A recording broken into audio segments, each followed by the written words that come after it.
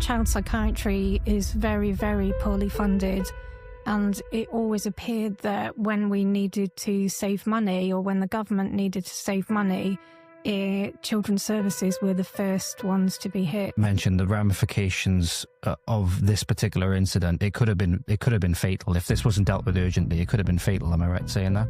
I am just very, very grateful to God that it wasn't fatal. It in other cases it would have been fatal. Yeah, our teams were getting smaller, our patches were getting bigger. And for a long time, we just absorbed it. And then we had a new director who decided to change everything. You mentioned the wording of the emails was changed. So what happened with these emails? I was asked to inform a local school that there was a potential security incident. The email that I had sent the school had been altered, and to say, obviously I would want you to... Would I be right saying they were having a detrimental effect, in your opinion, all of these changes that were being brought in? Yeah, absolutely. All of this resulted in your DBS being removed. And obviously that has a lot of unspoken things as well, especially when you're dealing with children. We actually got our 10-point plan into one of the health acts on the advice page. But unfortunately, the Welsh Government completely ignored virtually everything. We have a little joke in my community, for example, of, you never see our MP unless there's some kind of photo op going on. We have a saying amongst whistleblowers is that he who pays the piper calls the tune, and that is so true. You are hopeful in any way for the next year, maybe, that people will, that whatever next government's coming in will actually want to take these things seriously? If I'm absolutely honest, no. Otherwise it'd just be me on my lonesome again. Right. All right. I think we're good. Waveform looks good. Hey there, guys. Welcome back to Voice of the Valleys yet again with your host, Mr. George Cresswell, coming back to you with a re-recording. So, myself and my guest here, Mrs. Lisa Peregrine, we sat down, I believe it was last Saturday. Not Saturday just gone, Saturday the week before. And sadly we realised, or rather I realised later on, long after the interview had finished, that, and this is why I'm putting so much focus on this laptop over here at the moment to make sure it's all going well, that we ended up finishing up the recording. Everything went fine, except for the fact that the mics were on the wrong setting, or rather my laptop was on the wrong setting. The mics didn't come through. Luckily, I was wearing one of my lapel mics, but we just thought with some other issues that we had, we'd get back in here and record it today. So a little bit about Lisa. She's an ex-child psychiatrist and has been a whistleblower in a lot of the things that are going on in the NHS with regards to some of the not-so-good systems in place. She's been very, very badly treated for blowing the whistle. As you'll know, is a commonality with people that tend to blow the whistle on things that are going wrong in the NHS and stuff like that. All of a sudden, it seems that all bets are off. You can basically declare war on them and do any little dirty, underhanded tactic to get whatever you want in that instance. But I wanted to bring Lisa on. She's a very, very interesting person. Very, very interesting story.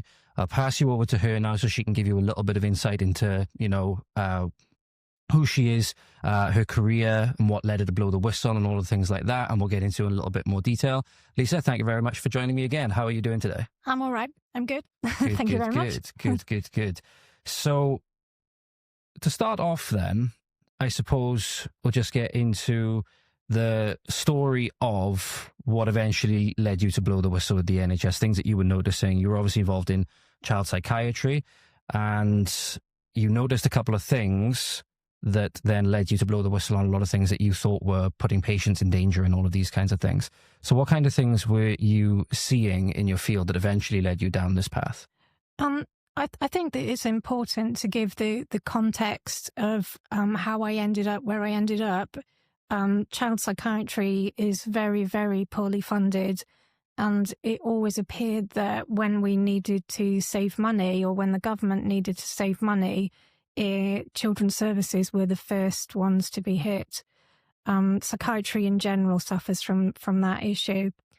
So I would say I worked in child psychiatry for around about 20 years-ish. And in that time, it was always fairly poorly funded. And then there came a time, it was after 2008, and it seemed that the government were trying to make cuts everywhere. They started to cut corners, and staff were being moved around. So our teams were getting smaller, our patches were getting bigger. And for a long time, we just absorbed it. And then we had a new director who decided to change everything without an awful lot of discussion on the practicalities of this. So for a year or so, I was raising concerns about we don't have enough staff, this isn't happening, that isn't happening. And it just got slowly and slowly worse to the point where it was completely a dysfunctional mess, if I'm being honest. And I noticed that my staff were going off on long-term sick. And there was a point in which basically we had a new computer system that we couldn't access. We had everybody was off on long-term sick. I think I was the last person standing. Our notes were all over the place. We couldn't book patients. We didn't have a cleaner in the room. We didn't have our phones weren't working. They were being diverted elsewhere. And I discovered a box or several boxes of untyped letters that should have been typed 5 months ago. And we were told that they'd been typed. And I found one case in particular that should have been sent off urgently. It was a child with epilepsy that needed to be seen and treated by a neurologist urgently, and that had been sitting in a box for nearly 5 months. And that was the straw that broke the camel's back. Mm-hmm. You mentioned the ramifications of this particular incident. It could have been fatal if this wasn't dealt with urgently. It could have been fatal. Am I right saying that? I am just very, very grateful to God that it didn't. Yeah. It wasn't fatal. It in other cases it would have been fatal. Yeah. Yeah. So thank God indeed. Thank God indeed. And you mentioned, like obviously 5 months, not a long time, not a short time, sorry, whatsoever. It's a very, very long time for these notes to be, to not be typed up. And then by typed up, you mean, because this was a thing I remember I had a little bit of confusion over myself, is that the way it works is when you generate these patient notes and stuff like that, and when you send them off to be typed, is for them then to be sent off to the specific department that deals with these incidences, so then they can reach out to the patient and decide where it goes from there. Am I correct in saying that? Yeah. Perfect. So again, the 5 month hold up in this instance could have resulted in some very severe, very bad consequences. Well, it wasn't just that case. There were boxes of untyped notes. So that was just the case that took, made me freak out, really. Yeah, but, absolutely. There were lots of other cases. Just goes to show many people can be affected. And you mentioned here something which I didn't pick up on last time, which I know you said last time. You mentioned your children's services are often the first to be hit by, whether it's budget cuts or funding issues. Is there a particular reason you know of why that is? Why as soon as like these things happen, they take them from the children's services and not anywhere else? I think psychiatry, they would take it from psychiatry because it's always been considered a Cinderella subject. Even as a psychiatrist, I often felt that other doctors didn't take us seriously in what we were doing. So I think child psychiatry was the Cinderella to the Cinderella, in that often we were working with deprived, a clientele that were quite deprived, and I don't think they had the same voice, let's say, as some places in the NHS would. So, and when this new director came in, so we know a lot of the things I've seen, particularly with regards to NHS, when I spoke to other people and stuff like that, is when like the new people come in, it's very much almost like new boss, same as the old boss, and the system just keeps trucking on, even though it's no good whatsoever. You mentioned the new director came in and basically was making all of these changes and stuff like that to the procedures you had in place. I'm assuming when you bring that up, they were having would I be right in saying they were having a detrimental effect, in your opinion, all of these changes that were being brought in? Yeah, absolutely. Yeah. Are we able to ask what changes were being brought in particular that you noticed that you weren't happy with? I think the biggest one that hit us was that we had always traditionally taken up to the age 16, So we would deal with children at 16, and then at 16 they would go off to the adult services. Well, I would imagine, I don't know the statistics, but that whole 16 to 18 age group is a really, really difficult time for people. And I think it's a high use of psychiatry services. So we had a lot less staff, and we were being asked to cover the 16 to 18-year-old group. And so then you have the issue of where do you admit them to? Do we have admission rights? But then you don't have cover in the hospital with child psychiatry. It was a complete mess. It hadn't been thought through properly. And especially in my opinion. Yeah, of course. And then you mentioned then the staffing issues compound on top of that. So you mentioned at one point it was basically just yourself trying to hold down this entire fort, so to speak. And you mentioned they were off on long-term sick. Is this just a consequence of, again, you guys having this unworkable system, all of these extra demands being placed on you, and just, again, not having the resources, both in terms of, fiscal resources, but then also in people, and it's just putting so much stress on people that they're basically being forced to go off on long-term sick? Having seen what happened led up to people going off on sick, I would say that I could predict that person is going to go off on long-term sick soon, because I could see that they were at breaking point. Quite often they went off on long-term sick with something different. Let's say they would go off with chronic migraine or, I can't think, but, something, bellyache or something.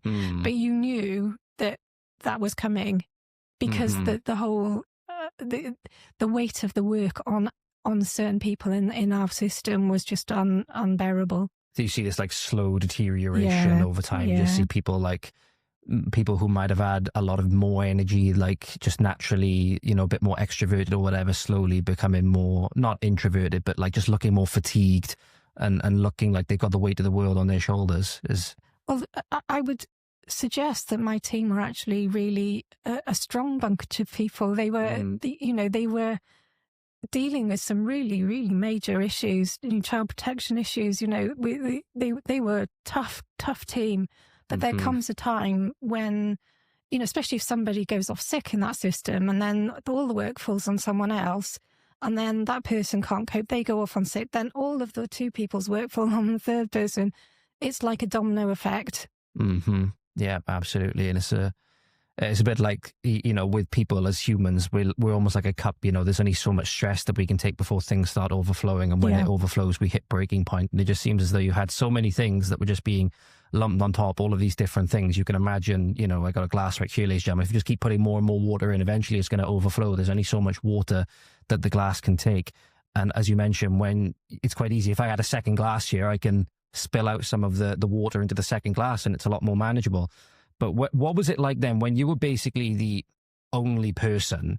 Was you basically feeling like, there's just no way that I can do this, that what the hell am I doing? What was going through your head at that time when it was just basically you holding down this massive fort? It's a long time ago now. It was 2012, I think it was, when I whistleblew. I think there was an enormous pressure on me to flag up to the people that were in control how dysfunctional and dangerous it had become. So, excuse me, there was a lot of pressure on me. Yeah. I can imagine.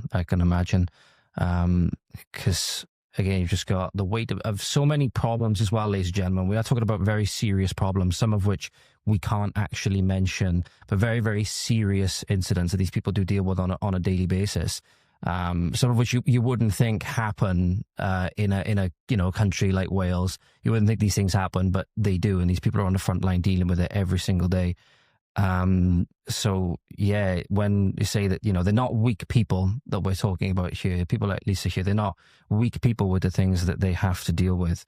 So you mentioned the system was unworkable. There was this 5 months of typing that was not done. At this time as well, you were recording multiple, and I'll put an exact figure on how many it was, but like multiple of these near misses or these quite severe incidents per day. Are we able to talk about what kind of things that you were reporting in like these near miss incidents and stuff like that? It could be anything. It could be going into your meeting with a patient and not having the notes. That to me is a near miss, because I have to sit there with a patient who is desperate for help, and I'm saying, I have no idea what's going on because I don't have your notes and I'm covering for somebody else. Or I could be, another near incident that I'm thinking of is that somebody was off on sick and I was asked to chair a meeting on autism diagnosis, which I didn't have the qualifications to do. And I didn't know any of the patients. So I was being asked to make decisions on diagnosis of patients I had never even met. I'm thinking sometimes the patient notes got sent to the wrong, this is confidentiality issue. Patient's notes would be sent to the wrong address. These are another time I was had to be escorted off the premises because there was intelligence to say that a set of parents were on their way to duff me up. All sorts. I'm saying that. It's very sad because a lot of the things that are happening, a lot of the, bad practices, policies that are leading to these kinds of things, they're not exactly within your control. You're just the people on the front line that are dealing with the problems that are being brought to you. You have policies by which you go by. And then a lot of the time when people either, for example, like when their patient notes get sent to the wrong house, or I think you've said some people, they've had issues when they're being discharged, when you have to say, like, look, there's nothing more we can do. People are not happy about that stuff. The issue with like paperwork being sent to the wrong house as well is very, very concerning, because obviously it's not only very confidential information for what their case is and stuff like that, but you have like their address and stuff like that on there and their names. So again, if that gets into the hands of the wrong person who's not exactly all well there themselves, God knows what they're going to do. But with regards to the, I've just lost my train of thought a little bit there now. You guys being on the front line and suffering the consequences of the policies and almost like the backstage politics almost of the things that are going on. What's the worst that you've had? Is it that threat that came from the parents? They're saying they're going to come down and pose a physical threat to your safety and you had to be escorted? I think psychiatry is every day your colleagues are being threatened. I mean, because of the nature of the job. People are being threatened with knives. We're dealing with really highly aroused, potentially dangerous people. Not so much in child psychiatry, I have to say, but obviously when that 16 to 18 age changed, we were dealing with a whole new genre of issues. And that. Yeah, I can imagine, especially at that period, especially in like a young male's life, they start to go through, again, puberty. You have puberty onset, but then you start to go through some real changes at that point. A lot of testosterone flowing. If they don't have good outlets for these kinds of things, they can very easily get themselves into a lot of trouble. A lot of time, again, it just seems that people don't understand that, again, not only what the child will be going through, for example, or the teenager would be going through, but what you guys are going through as well. And I think it's good that you bring that up about how much is going on behind the scenes, what you guys have to deal with. Because I think the next time somebody, hopefully, the next time somebody goes into one of these situations, whether in child psychiatry or psychiatry in general, if they're like a family member or something like that, they'll understand that there's a lot of constraints on you guys as well, and that the problems often stem from a lot of things high above you guys in the food chain, so to speak. It's just you guys end up dealing with all of the physical threats and stuff like that. I can't imagine there'd be too many instances where like the big CEO or whatever gets like a physical threat from a family member and has to be escorted off the premises, although I could be wrong. I'm not making that claim. So then you mentioned then when you had this incident that you went into the office or wherever it was, you found all of these notes, 5 months worth of typing that wasn't done, could have obviously led to some very, very drastic consequences due to them not being filed. You actually, when you decided to blow the whistle, you actually contacted your MP. I did. That's the way you had to go through it. Yeah.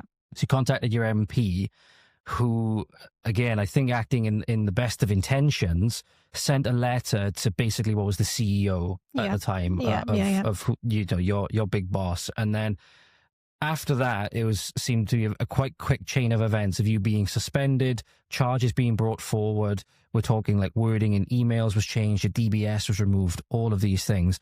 So what was going on at this time? You've just said you're going to blow the whistle. You've contacted your MP. What happened then? So if I give you the timescale, it was the end of November that I decided to contact my MP. It was around about the start of March that I got a letter back from the MP to say that he'd elevated it to the CEO, and this was the CEO's response, which was basically, oh yes, there's a lot of changes to the system and we can understand that people might be a bit uncomfortable at the minute. The very next day, I believe I was suspended from work. I was told not to turn up to my clinic, and it all kind of kicked off from there, really. To begin with, I wasn't told any of the charges, so it was quite Kafka-esque. I was suspended without knowing at all what I'd done wrong, and it wasn't until quite maybe 2 months later that I was called into a meeting and I was told the things that they were charging me with. So when you mentioned there was a term, again, you used the term last time as well. I wanted to ask a little bit more what you mean by it, because I think a lot of people listening, they might not be familiar with Kafka and what you mean by Kafka-esque. What are you referring to when you say that it was very Kafka-esque, just so people can get an idea of the kind of stuff that you're referring to? The writings of Franz Kafka, how he was kept in a situation where he was charged with something he didn't know for a long time, or I don't think he ever found out what it was. I forget the book, but I read it and thought, wow, that's exactly what they're doing to me. So that you were charged with something, not told what you were being charged with. Yeah, but again, the whole thing with me, from the people that I've spoken to inside the system, is just seems it's very guilty until proven innocent. You always have to come back, and that seems to me to be the case across all kind of disciplines at the moment. It kind of gets me at the minute with YouTube as well. When I put videos out on YouTube, is somebody, I think it's somebody, I don't know what's going on at the moment, but I've had some claims, for example, where I violated their like spam and deceptive practices policy and stuff like that. And every time that it's happened, it has gone away within a matter of hours. They said, no, you haven't done anything wrong. But it's like every now and again, they'll just come through, and I've had a lot sequentially recently. And it just seems as though the first thing they'll do, but if somebody reports it or you seem to be in violation of policy, they'll take your channel down like that, everything. And then again, you've got to then state why you haven't violated this policy. It just seems as, well, hang on, shouldn't you have already had that, your case made before you've done that? So you don't know what the charges are. And eventually when the charges are brought forward, you notice that wording of emails that I believe you said were in the patient notes has been changed to misrepresent what you've actually said. And I believe it was involving a very severe incident. We're not going to mention what that incident is, ladies and gentlemen, but you mentioned the wording of the emails was changed. So what happened with these emails? So I was never allowed to have access to the actual email. The original email that I have to explain a little bit about this. I was asked to inform a local school that there was a potential security incident.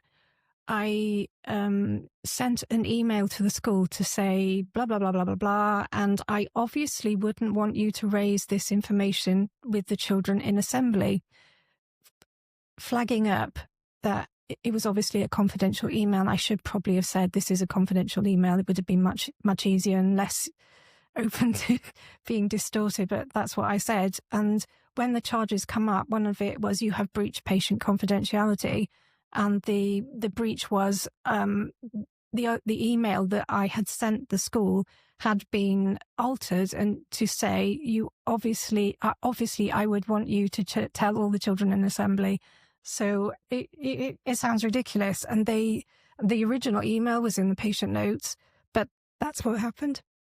Such a small change as well. Such a small change, just from saying a couple of letters. Yeah, I don't want going from I don't want you to raise this to I do want you to raise this. Yeah. But obviously it's such a small, it's just taking off 2 letters and a little bit of punctuation, ladies and gentlemen, but obviously it massively changes what you've actually said. It massively changes the message that you've conveyed when none of it was true.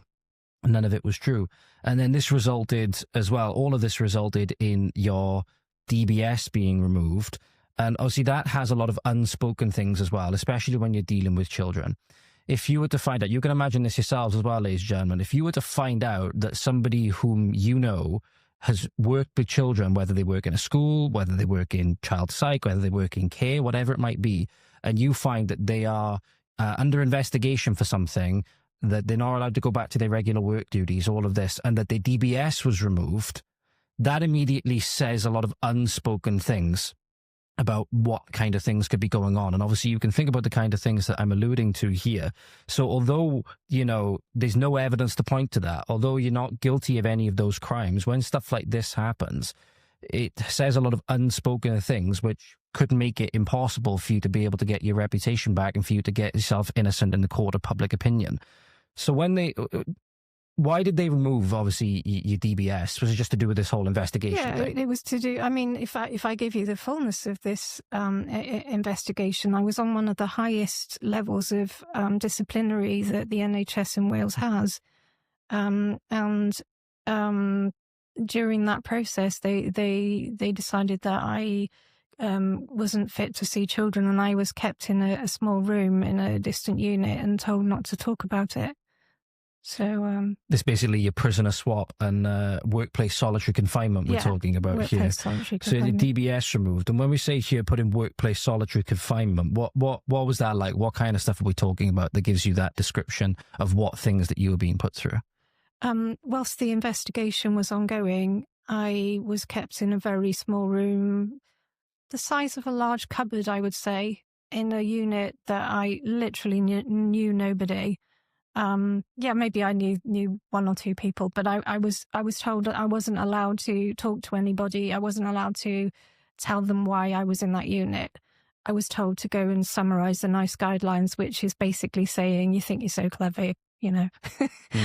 And I did what they'd asked within a week and said, what do you want me to do now? And I didn't get any response, and I was kept there, I think, from around about the April time until July, and they didn't tell me what was going on. And I found out afterwards that I was cleared in around about the May time, that they had found no evidence against me, although I was never even given the chance to give any evidence in any.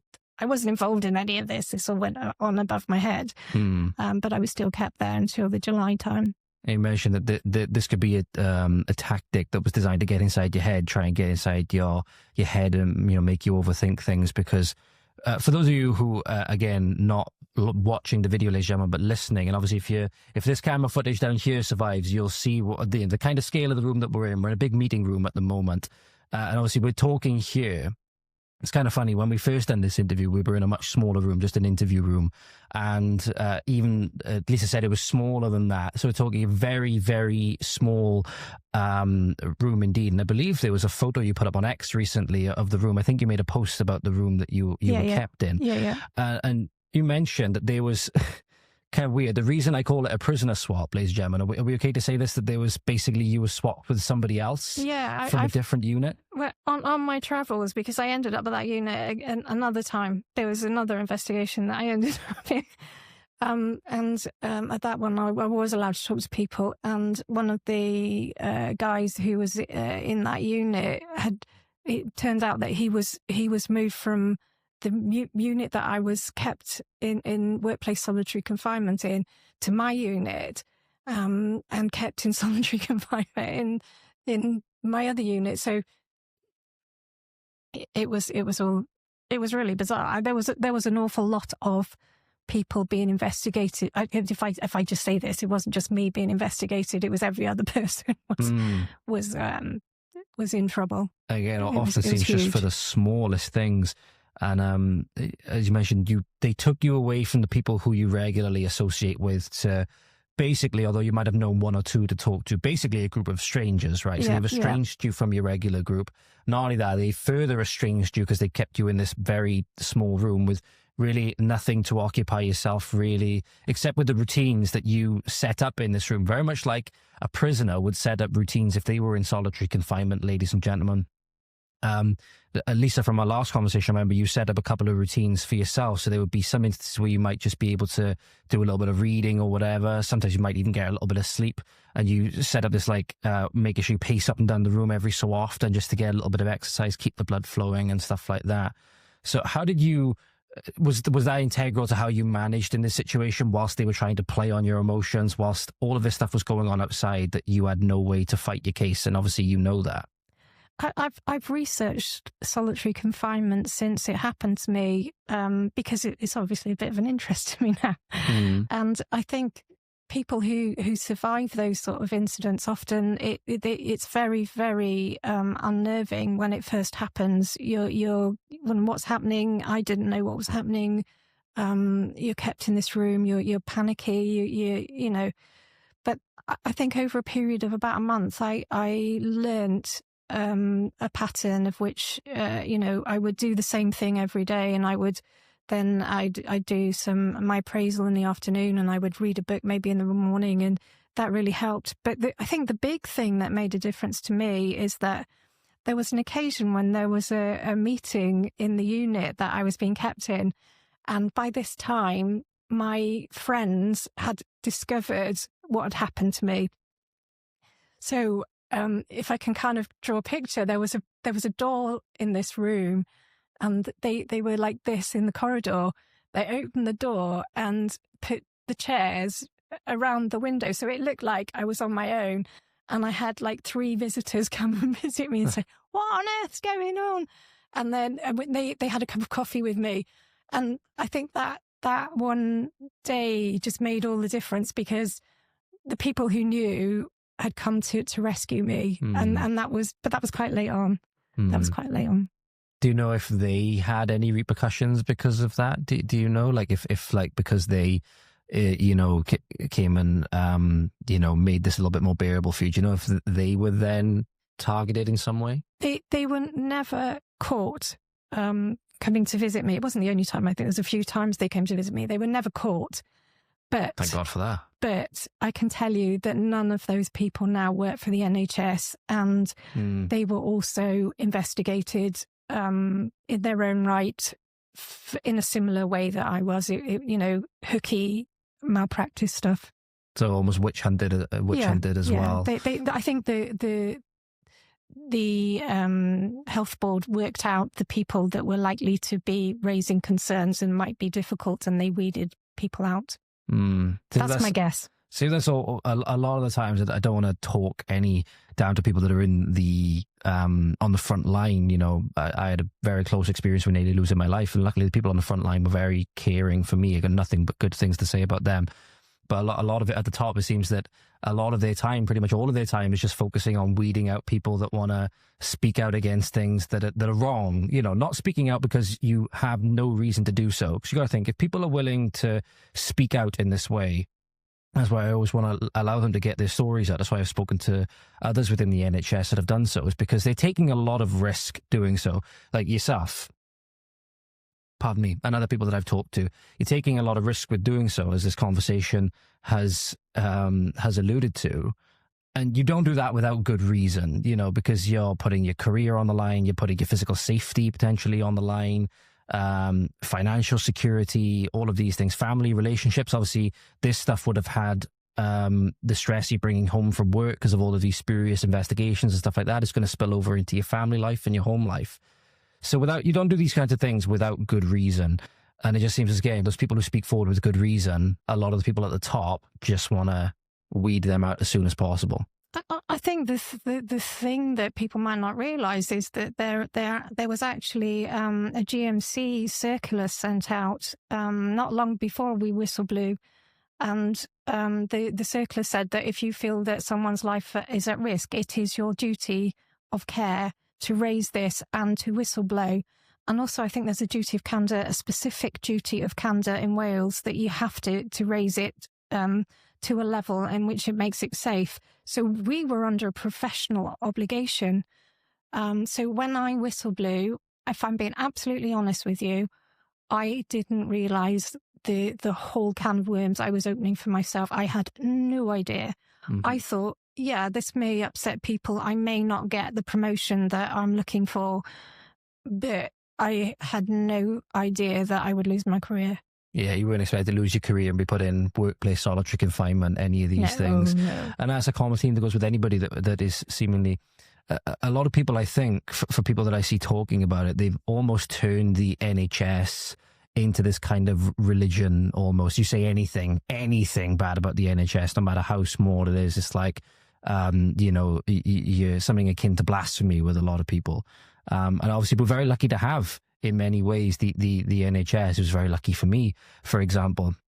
I think it's important to speak out about those things, because if there's a way that it could be done better, or if there are bad things within it, it's in everybody's interest that they're weeded out, right? It's in everybody's interests that, a corrupt official at the top that's on the take and is abusing his staff, abusing his power in whatever ways, it is taken to account, and that the workplace environment is made the best that it could be, because ultimately that's how you're going to give the best care to your patients, I would imagine. Yeah. I'd imagine it's not the, high-stressed, investigated, witch-hunted child therapist or whatever it is, a child psychiatrist, sorry, that's going to give the best care to the patient. Would I be right in saying that? Absolutely. Yeah, I mean, what more can you say? It just seems like, have a think about it, ladies and gentlemen. Would you rather a surgeon, for example, if you're being operated on, would you rather a surgeon that is trembling, because they're worried about what's going to happen with the impending investigation that is a witch hunt? Or would you rather somebody that's in an environment where they know everybody has their back, especially people above you who have more power over your career, for example, and your livelihood, that you're relying on them to keep you in a job in a way so you can keep food on the table and all of these things, that you want them to have your back, and so that you have that steady scalpel. That's the kind of stuff that that's the kind of metaphor for the stuff that we're dealing with here. So what was this playing on your mind a lot when we talk about like the mental and the emotional aspect of what was going on, particularly with regards to the workplace solitary confinement? You mentioned it was good that you had your colleagues and friends that came by to see you when they could, and luckily they were in court. When you had these instances, though, where you turn it day up to day, or day after day rather, and you mentioned this was having such an effect on you, all of this stuff with the investigation and all of this stuff was having such an effect on you that you were having to pull over into lay-bys to be sick on your way to work and stuff like that. What was the mental and the emotional aspect like going through, all of this? And I think we've touched on it already. Ultimately, then, how did you get yourself through it? Well, the emotional, the effect it had on me, it was, if I say it's interesting, but after I got out of solitary and I was then allowed to be part of a team again, I couldn't follow complex conversation. It was, everything just sounded too loud. It was too quick. It was almost as if you'd had some sort of brain damage because you'd been quiet and in your own world for 5 months. So, all the hustle and bustle of a meeting would be just too much for me. But then I went back to my my regular job, the job that in the team that I was with before, and I just kind of carried on as if it was normal, doing my best. And I didn't realize, I think that they were at that point starting to overwhelm me deliberately and mess me around. So then you kind of, after a while, you start thinking, well, are they doing this on purpose to get another investigation? You're always kind of thinking, well, is there going to be another hooky investigation coming? And I think, as it turned out, that there was. But they were involving patients. Patients were getting caught up in this. High risk patients were being cancelled, and low risk patients were being put into my diary. I wasn't being given enough time to see patients. They were trying to precipitate complaints. So you were just firefighting. And I think after a period of a couple of years of this, I started to really struggle with. I was later diagnosed with severe post-traumatic stress, but I would go home and I would overrun everything that happened. And, so why did this happen? Why did that happen? And I couldn't get myself back into the here and now. That was a big problem. And And then I started vomiting on my way into work. I would be retching between patients. And I kind of recognized that to get myself better from this trauma, I actually needed to walk away from medicine. To put a lot of stress on your family and home life and stuff like that as well. Yeah. Remember you saying you were quite lucky to have a good support network around you at home, am I right saying that? So very, very lucky. It's a blessing if you have a good support system, ladies and gentlemen. It's very much a blessing if you have a good support system, especially when you know that, you know, this could at the end of the day could be your wife, your girlfriend, your husband, whatever, right? It could be your brother, sister, child, whatever it might be that's going through this. Because this is not unique. This is not unique by any means, just to one field. So then you mentioned there, I believe this happened over a period from November was when this all kicked off, and then finished up roundabouts in the July then. Am I correct in saying that was like the overall timeline of it? The investigation and me being kept away from my regular work, I think it went from March, and I don't know, sometime in March to July, and then I was transferred back to my original unit. Then there was a period of 6 months, and then they cracked off another investigation, same stuff again. And all of this stuff eventually totaled about 3 to 6 years. So eventually, after about 3 to 6 years, that was when the charges were finally dropped. And I mentioned here, it says here something about the medical reviews used to trigger complaints. Am I saying like the complaint system within the NHS, I'm not sure how it is in child psych specifically, but I talked with an ex-nurse and she mentioned about how the system will almost weaponize complaints. So they'll bring up old complaints from like years or months ago with something completely irrelevant. If you then decide to blow the whistle, or if you end up in a manager's bad graces, whatever it might be, in order to then discredit you when it comes to whether it's investigations or whether it's, I believe she had an NMC referral, that I believe they tried to deny it wasn't the NMC that referred her, but then turns out that it was when she had the papers back. What is it with the complaint system? And you mentioned there where it's like they're giving you these low, like non-low level cases, but like, not the most intense cases to sort of build up these complaints. Is this like a system that is often used to if people fall out of graces with the system, to then be used against them unfairly? Yeah. It definitely is. I think they went back quite a few years looking for complaints with me, and some of the complaints were actually created. You know, I was asked to see a family, and I was told you'll definitely get a complaint with this family, but we know that this is going to be a complaint case. Please, can you see it? And we will recognise. But when it came to that case was included. There we are. So again, have to be careful who you trust as well, evidently, because you were obviously assured that we know this is going to be a complaint case. Yeah.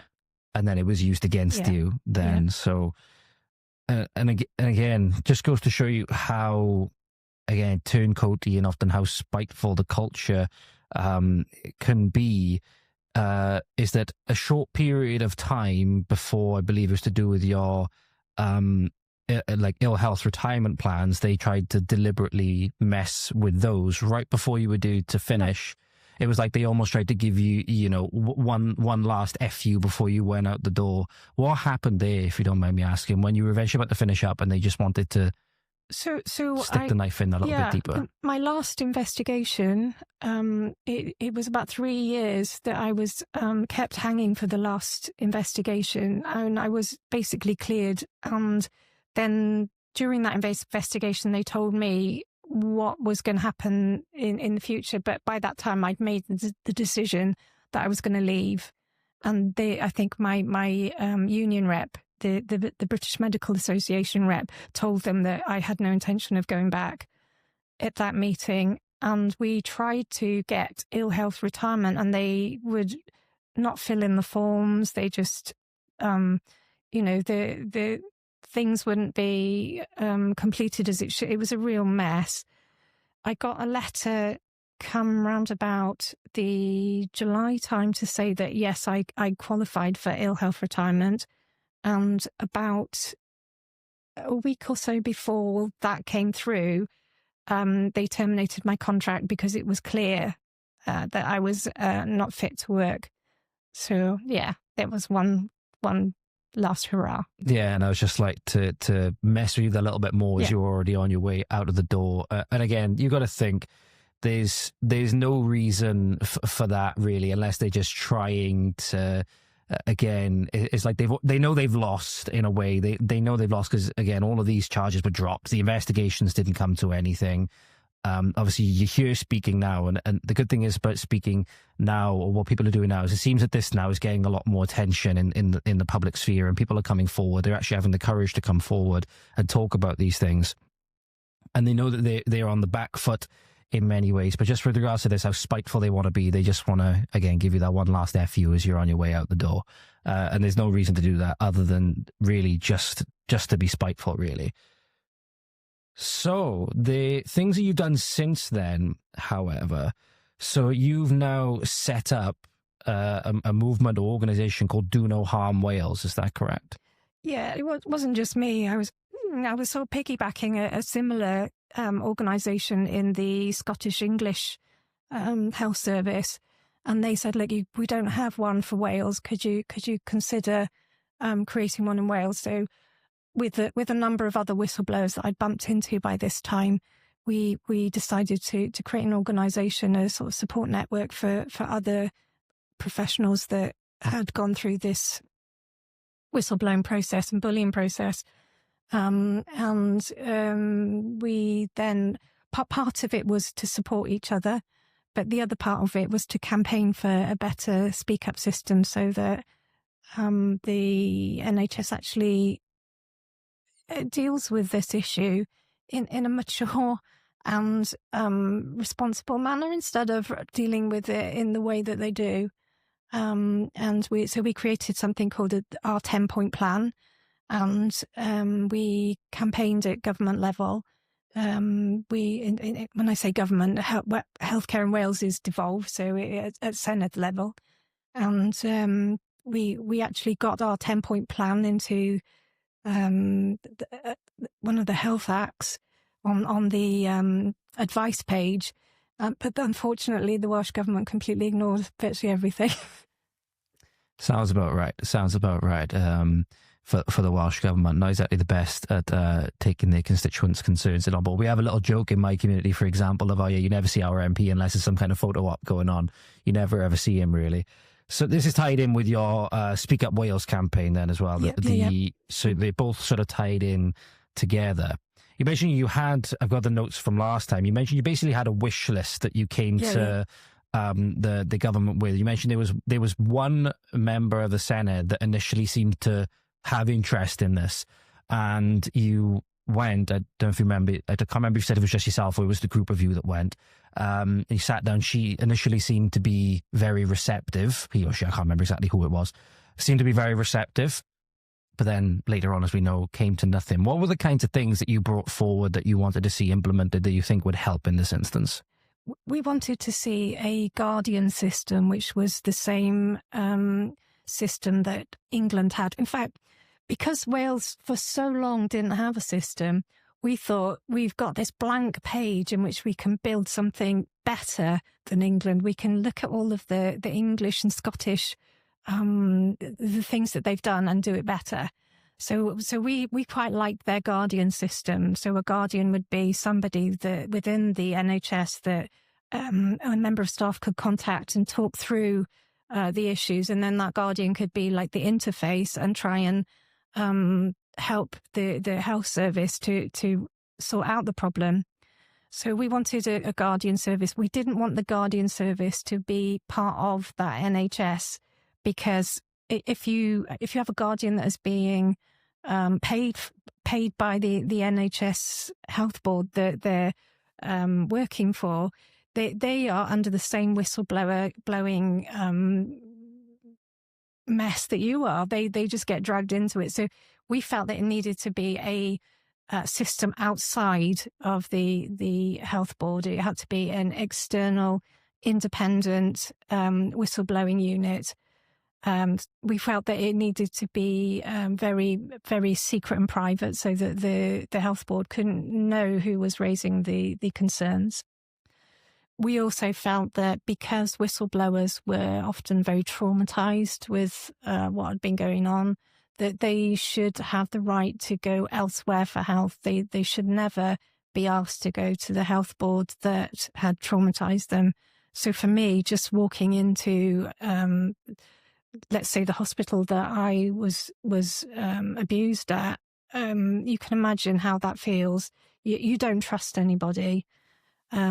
We felt that there should be a financial recompense system so that anybody that has been, and legacy cases, anybody that has lost their job through whistleblowing and been through this process should have some way of having their pension restored and having their pay sorted. But better than that, what we thought would be a good idea is if the government somehow had a rehabilitation system so that those members of staff who are often quite skilled, quite knowledgeable. Most whistleblowers are not the young trainees that come in. The whistleblowers are the experienced staff that know how it should be run and are saying this is dangerous. So those people are the people that you really want to keep within the system. And we've thought that keeping those in the system and being rehabilitated could be really helpful. So we wanted to see that, which actually occurs in England. Yeah, absolutely. It's as well, the older members of staff that are going to be coming forward with this, especially, they got the experience, but the reason they're coming forward is obviously they have integrity. They have integrity to come forward, and you want to keep those people. Those are the people that you want, especially as something as pivotal as healthcare. You also mentioned with that Guardian service, another reason you'd obviously want it to be independent of the NHS. If they're being paid by the health board or whatever it is, wherever, if they're within the system, they're getting paid by the system. Obviously, they're going to have loyalties to that system as well. So I was thinking immediately that you've got some kind of conflict of interest. Whereas if you're going to somebody in a guardian inside the system about the system, then again, you've got that immediate kind of disconnect there. Whereas if it's a guardian outside the system that is in no way accountable to the overall system itself, I would feel a lot, for example, better going to that kind of service. It's a little bit like, we were told that in a place I used to work that our union rep was one of the managers, and it just so happened at this time it was a manager that due to my own terrible behavior and stuff like that, but I had a problem with this manager in some instances, and I'd be like, well, if you've got an actual grievance, go to your union rep. I was like, oh well, my union rep is this manager that I have a problem with.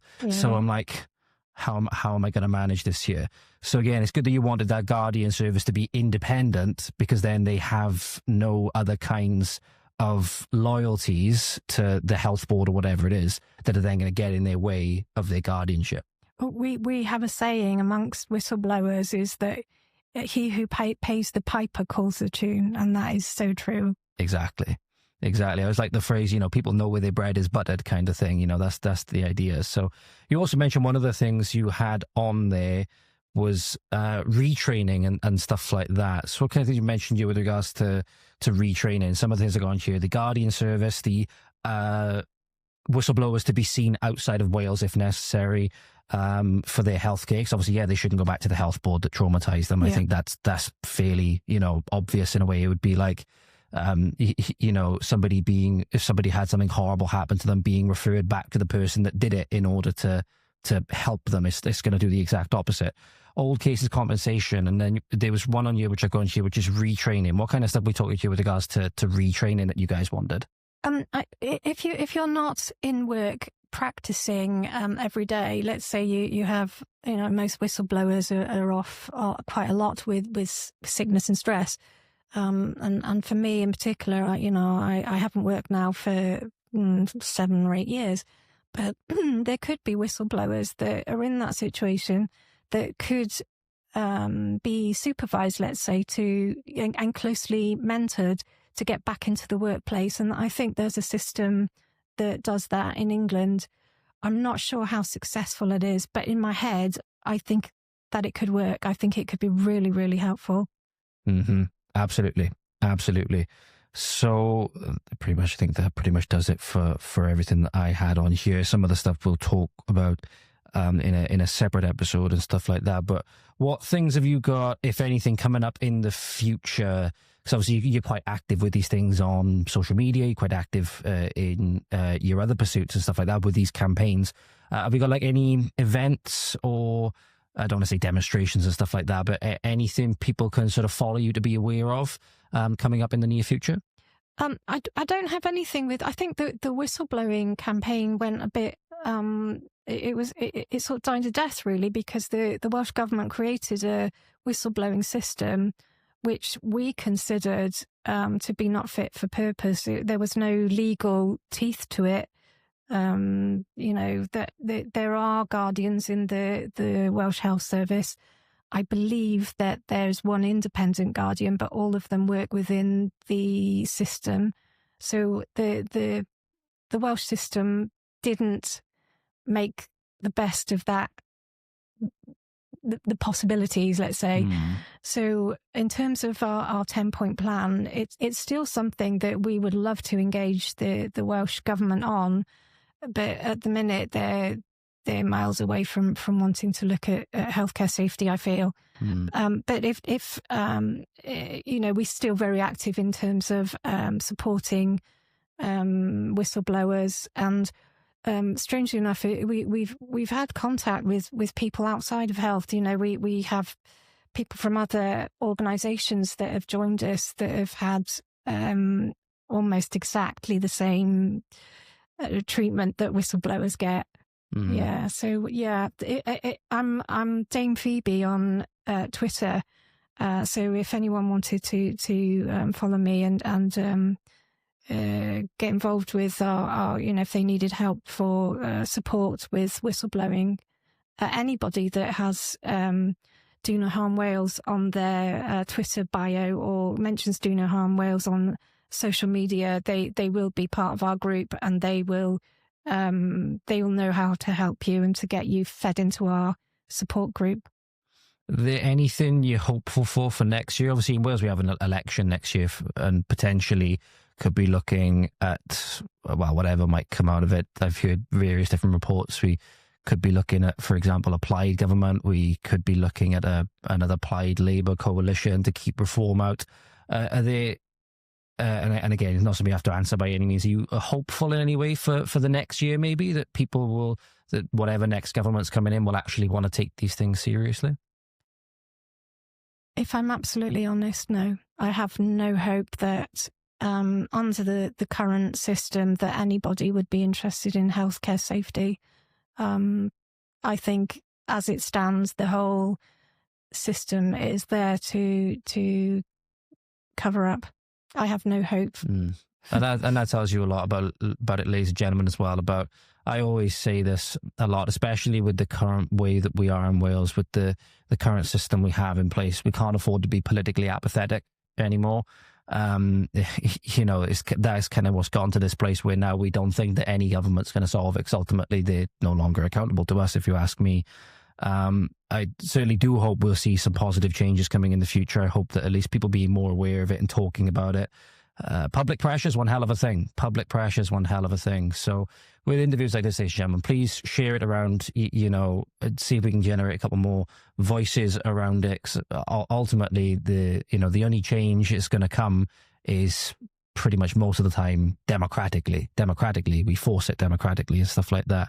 And apathy is not going to do that. Apathy is going to make the situation a hell of a lot worse. But you'll find down in the show notes and in the description, ladies and gentlemen, Lisa's X handle. Obviously, you can get in contact as well, because I believe for whistleblowers that come forward, you have another support group as well. I believe you mentioned that you referred one. I referred one of my other whistleblowers that I've spoken to on the podcast to it. Is that alongside the Do No Harm Wales and Speak Up, or is that a... No, it's the same group of people. And we have people that we all know that need support but are too frightened to be part of the group. For whatever reason, maybe they're gagged and they don't want to be speaking publicly. So we all kind of support people behind the scenes. But yeah. The thing is, if you are a whistleblower, listen to this, ladies and gentlemen, and obviously you might be under some kind of, gag order or something like that. You have people like Lisa who luckily are able to speak. And even if you aren't able to speak yourself, or, you're worried about the ramifications, worried about the, consequences that it's going to have in your job, it's going to have in whatever else. The good thing is with people like Lisa, you can bring your stories forward. and we can still get that information out there. That information can still be known by people. The truth can still be known, and hopefully then it obviously won't come back on yourself. We'll obviously be able to keep you anonymous and stuff like that. But where did you say people can find you, Lisa? Dame Phoebe. I'm Dame Phoebe. Yeah, I created an anonymous persona because I was campaigning for healthcare safety whilst I was still working. So I was gathering whistleblowers as I was realising that I was going to have to leave the NHS. So to keep myself a bit difficult to locate, I created Dame Phoebe. There we are. So you'll find that down in the description as well, guys. Is there anything you'd like to leave them with? Anything that we haven't discussed or we have discussed that you'd like to clarify, or any additional information you'd like to bring forward that you'd like to make the listeners or viewers aware of? I think the only thing I would say is that with working with whistleblowers, you know, I've heard a lot of it. If you are in this situation, you're not alone. And my throwaway comment would be, try not to take the gag. I know people who've taken the gag and it affects them for the rest of their life. They can't talk out about it. They have to be careful with everything they say. And it really affects people mentally. So if you're in this situation, try your very best not to take the gag. I didn't take the gag. I don't think they thought I was dangerous enough to gag. There we are. And absolutely, there's nothing, because it's a wider concept, ladies and gentlemen. Freedom of speech is freedom to think. You know, if you can't speak freely, you can't really think freely, because obviously a lot of the ways we articulate things, even if people find them offensive or whatever, we articulate them through words in some way. People write things down to make sense of them. That in some ways is freedom of speech, right? So again, when you're gagged and you have that freedom taken away from you, it will affect every single aspect of your life. So it is a valid point of information when you say that if you can, as best as possible, do not allow yourself to be gagged in that way, because it will have these effects on you for the rest of your life. And you don't want to get to the end of your life thinking, you know, what could have happened if I had spoken out, or if I hadn't taken that, you know, agreement to have my voice silenced or whatever. Obviously, the legal system, especially in this country, is a bastard, for lack of a better term. So ultimately, it's a decision which you make yourselves, and you have to do based on your own informed judgment. So again, it's not a judgmental thing or anything like that. It is just something that will affect you for the rest of your life. Lisa, thank you very much for sitting down with me today. I really appreciate it. Thank you for and thank you guys for watching, listening. We'll see you again very soon. Hope you enjoyed it. Well, as much as you can enjoy it. Hope you found it useful. And obviously check out Lisa and all of the campaign stuff that she's involved in. Will be down in the show notes as well. Thank you very much for watching and listening, guys. We'll see you next time. Godspeed. And there you have it, ladies and gentlemen. My conversation with Mrs. Lisa Peregrine. I hope you found it useful. Hope you enjoyed it. I'm having to record this on my travel setup at the moment, hence why you're seeing this. I'm recording this on my phone at the moment so I can get this out on time. So, ladies and gentlemen, the biggest thing that I took away from it, or one of the biggest things that I took away from that conversation, was that Lisa was feeling without hope. Obviously, having dealt with the Welsh government before, they didn't want to really know about her concerns and all of these things. It's very easy to find yourself in almost like a nihilistic pit, almost. And that's not the kind of person that Lisa is, okay? But, you know, just the, not apathy even, not even apathy, just that, you know, politicians don't seem to want to be taking these issues forward. They don't seem to want to be working for their constituents and stuff like that anymore. And it can lead us down this path of feeling like there is no hope and all of these things, right? So I wanted to ask you guys, do you guys have any reasons and things that are keeping you going at the moment to keep that sense of hope alive, that are keeping that sense of meaning, the sense of purpose, keeping that hope alive? Please leave them down in the comments so that we can foster a little bit of positivity, optimism, and hope. I love the hashtag that Patrick Bet-David, for example, uses to describe these things. Future looks bright. Hashtag future looks bright. We need some things that are going to remind us that the future does look bright, that we are going to win in the end. Please leave them down below. Obviously, leave your feedback, your comments, everything like this down in the comment section down below as well. Thank you very much for watching and or listening, as always. You take care, ladies and gentlemen. Diolch yn fawr. Thank you for watching. Hwyl fawr. We'll see you next time. I nearly forgot the word then. Hwyl fawr. We'll see you next time. Godspeed.